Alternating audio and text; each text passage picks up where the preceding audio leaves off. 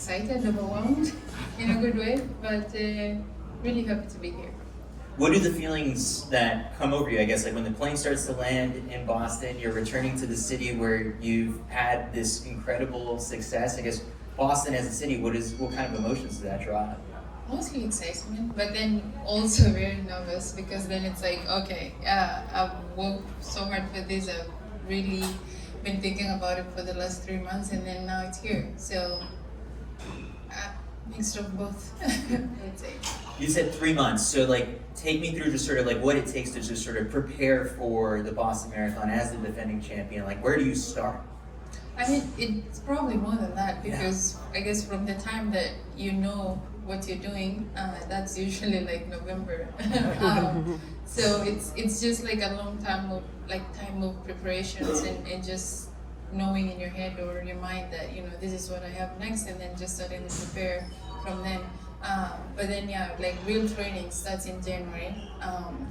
Then you just start to get the build up back again, and then somewhere in February, that's when you're now doing more like marathon specific workouts.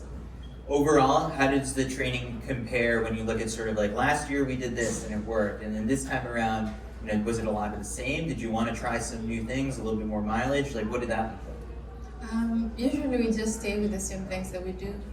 We don't change a lot. Just try to make sure whatever works, we stay with that. And if we have to add one thing here and there, like my coach and I will go through it, and usually it's like mostly just almost the same kind. Maybe sometimes it's a bit too excited and it's something else, but usually it just almost stays the same. What is your favorite part about marathon training? I there's no fun part because Yeah, that's true. most of it you're just like suffering, but it's a good suffering because at the end of it you're gonna get something out of it. So but yeah, it's just I feel like it's just the consistency of doing the same thing over and over. It's tiring, yeah, but it's going to help me at some point. So just the workouts day in, you wake up, you have to do the same thing, recovery, all that, but it's very rewarding because at the end of the day when you do a workout and it's really good, no matter how tired you are, it just this is going to help me at one point, maybe in the race or if it's not this season, it's next season. So you're always knowing that whatever you put in will somehow be helpful at one point. So when you crossed the finish line for your first time, Yeah. not only did you get the title of marathoner, you also became a champion. Mm-hmm. And now you've added another big victory to your resume. But what else do you think you've learned about the marathon as a distance in the number of times that you've raced it? But then also just like what have you learned about yourself as an athlete? I feel like a marathon, it's like every time you're doing it, you think it's going to get easy, but it never really does. If anything, I feel like you get stronger and you get to know like, okay, this works for me, this is what I need to do. And it's also just, I feel like it's just a relationship that you build as you go. I feel like for me, it's like, it's always been like the people that are there for me and helping me and supporting me. So it's always just about doing the work and just knowing that whatever I put like in training or outside of training will always come out. And just having people with a great support around you, I think that's the best. And just having, biggest part is having a company that believes in you. We touched on just sort of like the physical preparation that it takes to train for a marathon at this level, but also just sort of now the mental side of things. Yeah. What do you think you learned from 2023 and that sort of time period where, now you were a major marathon champion, Mm-hmm. and that brings, bigger expectations, sometimes a little bit more pressure. Yeah. What do you think that you learned from that period that you're hoping to now, as you enter this race as a defending champion, hope to apply this time? I think it's always like for me, it's always like, yes, I've trained, I've prepared for it, but it's always is a different race. It's always is like a different group of women, a different type of competition. So just treating it like it's a new race, it's completely new, and just going in and knowing that yes, it's going to be hard, but I am ready to challenge it. And I think for me, it's like it starts in training, and I try to like mentally, like I try to visualize. Like when I'm walking out or when I'm running, I'm just visualizing how, what I've done, and then how I'm thinking is going to happen, and just bringing that together and just trying to get into like a median of how I could, balance it out. So when you're visualizing the 2026 Boston Marathon, what do you, and you close your eyes, what do you see? I see great things. I'm honestly, I'm like, I've trained well, I've done all I could, and I'm excited, and it's an open race. You never know, but as always, I don't know. I just put myself there, and I hope for the best. Here's a fun story. It was last year at the pre-race press conference. The night before or 2 days before, as I was like writing a preview of the race, I went back and I watched the previous edition where Sharon battled with Hellen Obiri, and in the final 2K, Hellen makes this big move, and Sharon ends up finishing second. And so then the next year, just last year, at the pre-race press conference, I asked Sharon just sort of about that moment and just sort of what did she remember about that final stretch and like what she would do differently. And she told me that she replayed that moment so many times that she knows like not to fall asleep in that point. And when you watch the 2025 race, she did exactly that, where she executed that final stage of the race perfectly. So have you gone back and watched last year's race and like what stood out to you about that race? Because you won, so like there's really nothing to fix. Yeah, it really it just going back and watching it. I'm like, oh, I could have done this a bit better, or I could have gone like this. But it's you always are you're yourself biggest, I don't know, critic. Yeah. Yes. So I feel like for me, it's like I go back and I'm like, this could have been done better, but you never know. At that time, you're only just thinking about the finish line. So, and as you said, it's just being prepared for that move and just being aware that this is where we need to. And I think it helped because in training, we were just focusing on how, those last kilometers and how to tackle them and always be aware of what's coming and be ready for a move being made. So it was nice just seeing that, and it's helped so much even now with training. It's just looking back to that and always just thinking and putting that in my mind and knowing that yes, I have to be ready at that time for anything. We talked, I think, a couple days after your victory last year, and you described sort of the emotion of seeing your mom at the finish line and just how much that moment meant to you. I mean, if you could bottle up that emotion, it's got to be the greatest feeling. So how do you try and replicate that this time around? Well, this time she's not here, but I'm just trying to think and picture if she was there, how would it be like? But I know she's there in spirit, and I have a lot of people here that I know they're going to wait for me, and I'm very excited for that, and I know as I go there and as I race, I'm just not alone. I have so much people waiting for me and cheering for me. One thing that I think for this group that's in front of us is, sticks out is you talk about just sort of okay, the nerves start to come as the race gets a little bit closer. And for them, they're thinking it's whoa, even the champion gets nervous still. What do you do to sort of calm those nerves down? I guess if it's in the moments before race day or 3 days out, 4 days out, however long. Usually it starts, I mean, you can almost already feel it now, but as it gets closer, it gets more and more and more.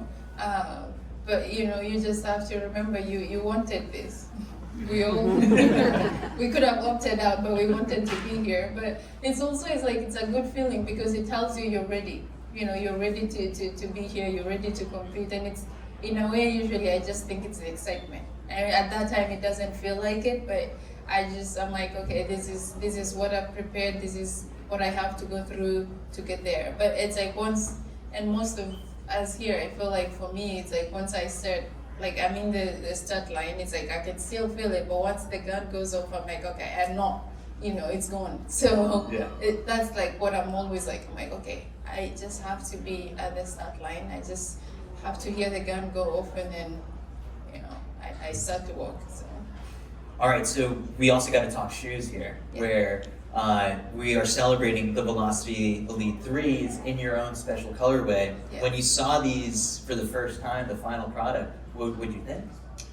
Great emotion. I mean, from the picture, I was like, Jesus, that's hot. But once you see it in person, it's even better. It's I saw it yesterday for the first time and it was very beautiful. It's an amazing, like, it's, for me, it's like, it's more of a motivation, and it's like appreciation, and it gives me so much that to look forward to on Sunday. So the Well, colors, okay. yeah. So the colors, explain to me just sort of like why you went with these colors. The first time I saw it, I was like, wow, it can be great. But then I realized that it has a lot of backstory.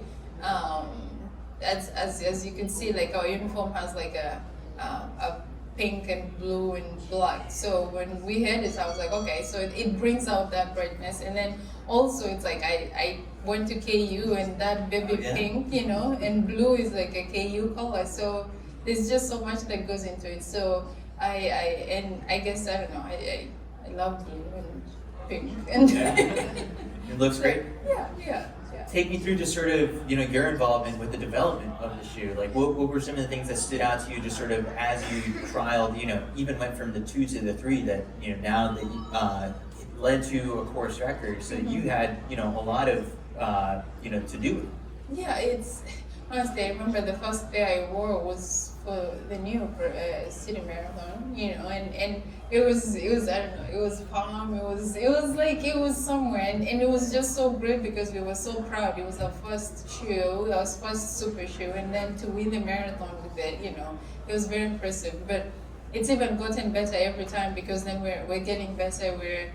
I feel like I'm a big part of it, and every time they send up and they're like, oh Sharon, here's the prototype, we want you to try and we want you to let us know how it goes. It's like there's just so much pride in it, being like a part of that, and I feel like for me it gives me so much confidence because then when I'm out there running and putting it on, then I'm like, okay, I had something to do with this. So I think that's just sort of on the elite side of the sport. Like you never want to be thinking at any point in the race, like, oh, like I wish that this shoe felt a little bit better. And so for you, I guess like it unlocks just sort of that peace of mind while you're racing too. yeah, and usually, I don't know, you were asking me back there, it's like, do you take it for a few runs? I'm like, no, I can get it out the box and wear it on right in that morning, but I don't, please don't. But it's only for me because I feel like I'm so used to, I had the shoe before, but I just need a new one for race day because then it has that confidence to you. So Yeah. So what's it going to be like, I guess, for you to see the shoe on other people? oh, great. I've already seen, You saw me with that. Yeah, right. So I think, just even when you put it on, there's just so much that comes with it. And, I can only imagine when you're out there running. So it's special, very special. What's it been like, I guess, having like the support of Under Armour for, your professional career where, yes, they help with, putting these awesome shoes on you for race day, but we've seen just sort of like other ways where they've given back to, you just recently did a trip to Kenya as well, and there were like, I think I saw you giving away backpacks and like all that stuff to school kids. Yeah. So I guess like, it feels like an all-encompassing relationship. Yeah. I mean, I signed with them right out of college. I was not a marathoner then. I was just their average athlete just trying to figure out life and get something out of running. And we've grown together from then until now. And I feel like I'm in a position now that I'm able to go back and give back to my high school, and they're still a big part of that. And so it's very special to have that support and have them just not for running and business, but also like building relationships and giving back. I'm sure the Sharon that signed the contract, like believed that, you wanted to have success in the sport, but would her mind be blown to know just how much of this has happened just so quickly? I feel like she'll look back and she'll be happy that she chose to be, she chose to continue running in this career. But I definitely didn't think it would be here, and I think most of the time you just want to be the best you could be, but you never really know what extent that is. Yeah. But just to get here and see how much you can still achieve in life, I think it's really amazing. So. We could probably take a couple questions from the audience, but I guess so many of these people are probably wondering, is like, what's the best piece of advice you have for us for Monday? I would say stay true to yourself. Go out there and crush it. I mean, yeah. Are there any Was course tips that you have where you're like, hey, like, you know, everyone always says go out easier, don't go out too fast because Yeah. there's a temptation there. But, you know, are there sneaky parts of the course that you're like, oh, this is how you know, conquer heartbreak or the late stages of the race? I honestly just say just start controlled, like just go with the controlled pace, and then the second half just walk, because that's when the people that went out too fast, they're starting to feel it there. So just start control and just keep going and keep picking people up as you go. And honestly, to be honest, I don't think I remember most of the course, but there's a few spots where you go and you start to feel it and you're like, oh, I remember this. But I don't think I would forget Heartbreak Hill, because then you finish and then they're like, oh, thanks for summiting. Exactly. So, but that's like the part where I know once I finish that, then it's just cruising all the way to the finish line. Do you have any like sayings in your head that you tell yourself when it's really, really hard? Oh yeah, I have to be sweet to myself, because most of the time it's very painful. So then I'm like, I'm like, okay, you got this, all those stuff, and here and there I'm like pinching myself. I'm like, just remember, where you've come from and all the things that you've been able to achieve, and just focus on those. And it does wonders sometimes. Awesome. Any questions from the audience for